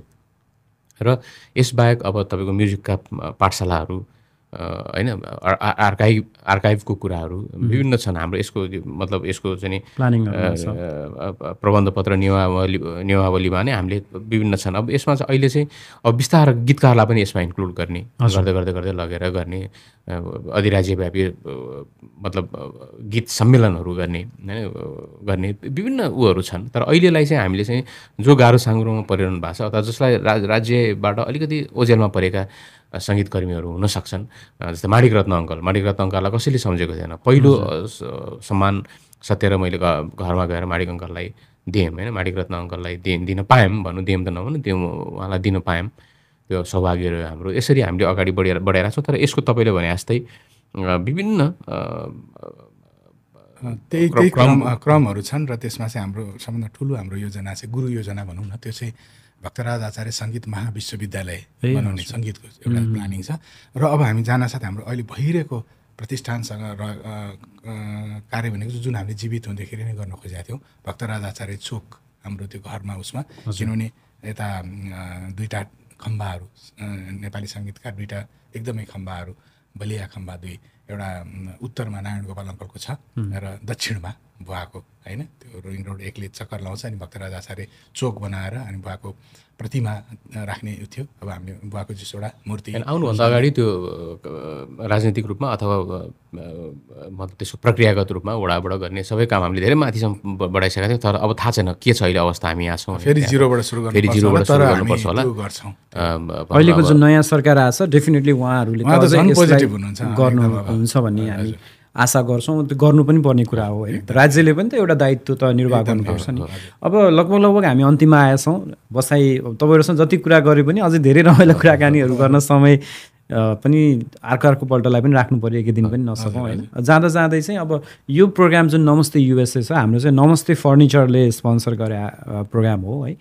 हाम्रो यहाँ हेडियान्समा डालसमा एउटा स्टोर छ, एउटा हेरिसबर्गमा पेन्सिल्भेनियामा छ, एउटा भर्खरै हाम्रो एक्रोनमा खुलेको छ थालमेज प्लाजामा। तपाईँलाई अलिअलि मैले भिडियोहरू पनि देखाएको थिएँ। आज अब सोरुम पनि हामी भिजिट गराउँदैछौँ नमस्ते फर्निचरको। कस्तो लागिरहेको छ नेपालीहरूको फर्निचर? हाम्रो जानकारीमा आएअनुसार चाहिँ यो रेन्जमा काम गरिरहेको चाहिँ लगभग पहिलो नै हो है। अब विभिन्न बिजनेसहरू मध्येको एउटा नयाँ बिजनेस एकदमै। मैले तपाईँलाई यो सुन्न साथै पनि भनेको थिएँ होइन, यो मैले चाहिँ जस्तै अब हामीले अमेरिकामा आउँदाखेरि आफ्नो लिकर सप हुन्छ, ग्यास स्टेसन हुन्छ, त्यस्तो त्यो बाहेक अरू आफ्नो बिजनेसहरू हुन्छ। तर एउटा नेपालीको चाहिँ पहिलोचोटि फर्निचर त्यो चाहिँ मैले तपाईँलाई सुन्न साथै भनेको थिएँ, चाहिँ मैले पहिलो पटकै सुनेँ। किनभने हामी अमेरिका आउन थालेकै भनौँ न लगभग अब 11 वर्ष हुन्छ होइन। तिनचोटि आउँदाखेरि पहिला त हामी 6 महिनै बसेको हो होइन, भनौँ न 15 to 18 6 महिना 12 भइहाल्यो। अब यो पटक पनि लगभग 2.5 महिना 3 महिना हामी बस्छौँ भने चाहिँ लगभग 15 महिना 1 वर्षभन्दा बढी त हामी त बसिसक्यौँ नि त। त्यसले गर्दाखेरि अनि लगभग कति 43-44वटा स्टेट हामी पुगिसकेका छौँ। त्यहाँ अहिलेसम्म मैले सुन्नमा आएको थिएन क्या यत्रो यो वर्ष यत्रो त्यो घुमाइको दौरानमा। तपाईँसँग भेट भएपछि तपाईँले यो मैले बिजनेस गरिरहेको छु भन्नुभयो। फेरि एकदमै मन परेको मलाई नमस्ते, त्यो नाम नै आफैमा, किन नमस्ते हाम्रो नेपालीको दिनचर्या, नेपालीको भेटघाट, नेपालीको कुनै पनि चिज चाहिँ नमस्तेबाट सुरु हुन्छ क्या। यसको क्रेडिट चाहिँ हाम्रो यहाँ क्यामेरा पछाडि हुनुहुन्छ पल्लवजी अनि हाम्रो रोशन घिम्रेजी पनि हुनुहुन्छ। उहाँहरू दुईजनालाई विशेष, पल्लवजी र रोशनजीलाई एकदमै शुभकामना र तपाईँहरूको यो एकदमै राम्रो छ यो राम्रो। र मैले अब तपाईँको अगाडि भन्ने कुरा त होइन, बिहाइन्ड द ब्याक द कसैको बिहाइन्ड द तपाईँको पछाडि बिहाइन्ड यो सुनेको चाहिँ अब भनौँ न फर्निचरहरू त धेरै छन् यहाँ। हजुर, तर पनि एउटा अलिकति ड्युरेबल फर्निचर र एकदम पैसामा पनि एकदम चाहिँ नि एफोर्डेबल बिट पनि गर्छौँ हामी मार्केटको प्राइसलाई। त्यो हिसाबमा अर्को एउटा राम्रो हाम्रो कम्युनिटीलाई सर्भिस नै हो क्या, आफ्नो तर्फबाट सेवा गर्ने त हो नि होइन। मैले भन्दै थिएँ इन्स्टलेसन, फ्री इन्स्टलेसन र फ्री डेलिभरी। एक्ज्याक्टली, त्यो पनि मलाई कुनै साथीहरूले, तपाईँले त भने होइन, कुनै साथीहरूले भन्नुभयो यस्तो छ नि त उहाँहरूको त भन्दा, किनभने यहाँ त हरेक चिज इन्स्टल गरेको पैसा पर्छ। आएर घरमा चाहिँ पहिला हामी आउँदा साथीहरूले टिभी एउटा जोड्न पनि त्यो म्यानुअल हेर्दै आफै जोडिरहेको देखाएको थिएँ मैले क्या। तर नमस्ते फर्निचरको चाहिँ इन्स्टलेसन सबै फ्री, तपाईँहरूको एफोर्डेबल प्राइस र ड्युरेबल अझ यसको भनौँ न बलियो बलियो रूपमा मैले तपाईँको घरमा पनि देखेँ। हामी त्यही फर्निचरमा बस्यौँ, त्यही फर्निचरमा त्यो हिसाबमा हेर्दाखेरि। र अब जुन अब यो डालस पछि ह्यारिसबर्गमा खुल्यो, यो ह्यारिसबर्ग पेन्सिल्भेनिया, र अहिले अब ओहायो एक्रोनमा पनि यो खुलेको। यो हाम्रो शुभकामना के छ भने यो चाहिँ हामी अर्को पटक आउँदाखेरि चाहिँ यसका शाखाहरू धेरैभन्दा धेरै स्टेटमा विस्तारित हुन्। हामी टुर पनि गर्ने सोचमा छौँ है, तपाईँहरूसँगै टुर हुन सक्छ। टुर पनि गर्छौँ र सम्पूर्ण नेपालीहरू जहाँ सबै स्टेटमा बस्नुहुने नेपालीहरूले यो हाम्रो नेपालीपन भएको नेपाली नमस्ते फर्निचरलाई लाभान्वित हुन पाउँ। मलाई चाहिँ के लाग्यो मलाई यो नाममै म अझै रहेँ। तपाईँले एउटा अङ्ग्रेजको देश अङ्ग्रेजी नाम पनि राख्न सक्नुहुन्थ्यो होइन। मलाई यो दुइटै चिजमा चाहिँ कस्तो नमस्ते फर्निचरले के गर्छ जस्तो लाग्छ भने यसमा दुईवटा चिज छ। नमस्ते हाम्रो Nepali word, furniture English word छ होइन। नमस्तेले हाम्रो हार्दिकता गर्छ। नमस्ते हार्दिकताभित्र यति त्यो सबै चिज छ। त्यसमा अघि यसले भनेको कुराहरू तपाईँले जुन हाम्रो ग्राहकलाई सर्भिस दिनुहुन्छ केमा भन्दाखेरि फर्निचरमा दिनुहुन्छ क्या। नमस्ते हार्दिकता सहित त्यो फर्निचर तपाईँले दिनुहुन्छ क्या। आउनुहोस् नमस्ते गर्नुहोस् फर्निचर लानुहोस् भने त्यो एउटा स्लोगन पनि त्यसरी बनाउन अथवा यसको उहरू होइन हामीले टिभी-सीहरू के बनायो भने पनि त्यो टाइपले दुईवटामा खेल्न सकिन्छ क्या। तपाईँले यस्तो मजाले गर्नुभएको छ कि त्यसले गर्दाखेरि यसको तपाईँको विस्तार राम्रो होस्। यसले सबैजना स्पेसली नेपाली मात्र होइन अरू सबैलाई हामीले टार्गेट गरेका छौँ। त्यसले गर्दाखेरि सबै लाभान्वित। अब विथ दिस ह्याप्पी नोट र तपाईँहरूको शुभेच्छालाई धन्यवाद दिँदै महिसाबको थोरै कुरा गरेर टुङ्गाउँ आजको पडकास्टलाई। पल्लवजीले सुन्नुभएको छ नि महिसाब, पछिल्लो समय एकदमै हिट गीत छ यो, धेरै नयाँ पुस्ताले पनि सुन्नु। पल्लवजी त सैसाब हो, सैसाबले त महिसाब। ल सुरु गरौँ। यो चाहिँ अमृत खतीवटा भान्जा भाइ गजलकार र सतेश्वर हामीले आफै र अमृत भान्जा भाइ बसेर यो चाहिँ गीत चाहिँ हामीले भर्जिनियामा बनाएको होइन। श्यामसुन्दर आचार्य हाम्रो आदरणीय गुरु श्यामसुन्दर आचार्य सरको एशबर्न भर्जिनिया नर्दर्न हामीले चाहिँ नेपाली नाम राखेका छौँ एशबर्नलाई। खरानीटारको घरमा बसेर विकडेजमा चाहिँ काम केही नहुँदाखेरि हामी स्विमिङ गर्न जान्थ्यौँ। अर्को दीपक आचार्य भन्ने भतिज भाइ हाम्रो र म अनि छोरी होइन छोरा आदि हामी चाहिँ स्विमिङ गर्न गएको थियौँ। त्यो दिन सत्य गएन।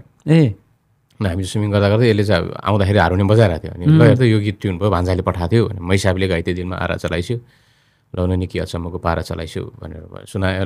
तबला बजाइहाल्ने दिपकले पनि तबला झिकेर आयो। श्यामसर आउनुभयो, ल श्यामसर यस्तो भएको छ भनेर भन्दै अनि गिटार मैले झिकेँ। अनि अन्तरा चाहिँ कसरी बनाउने भनेपछि अन्तरा चाहिँ ऐया पनि त्यो चाहिँ मैले स्टार्ट गरेँ। त्यसरी यो भर्जिनिया खरानीटार एशबर्नमै बनाएँ। त्यहाँको मेमोरी छ यो गीत। अनि त्यति बेला चाहिँ अमेरिकाको मेमोरी श्याम सरले के भन्नुभएको थियो भने ल तिमीले त देश खानी गजल बनायो यहाँ भन्नुभएको थियो। विदेशमा रहेर देश खानी गजल देशमा त होइन विदेश पनि खायो नि यसले। त्यो आशीर्वाद सबैको रह्यो। त्यो सुनाउन चाहन्छौँ हामी। Sure please. ऐया पनि भन्न नपाई मरिने भो सरकार, ऐया पनि भन्न नपाई मरिने भो सरकार, ऐया पनि भन्न नपाई मरिने भो सरकार, ऐया पनि भन्न नपाई मरिने भो सरकार। जालिम नजर कस्तो ज्यान मारा चलाइस्यो, जालिम नजर कस्तो ज्यान मारा चलाइस्यो, लाउन निकै अचम्मको पारा चलाइस्यो, लाउन निकै अचम्मको पारा चलाइस्यो। मैसाबले घाइते दिलमा आरा चलाइस्यो, मैसाबले घाइते दिलमा आरा चलाइस्यो। Thank you. कस्तो मिठो।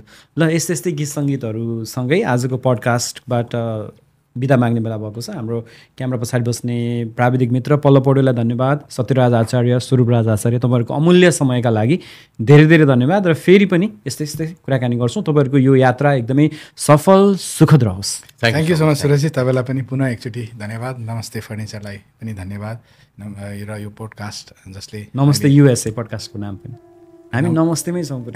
नमस्ते युएसए पोडकास्टलाई पनि धन्यवाद। पल्लवजीलाई धन्यवाद र हामीलाई अहिले जसले सुनिरहनु भएको छ उहाँहरूलाई पनि हार्दिक नमन भन्दै हामी छुट्टिन चाहन्छौँ। हस्, नमस्ते।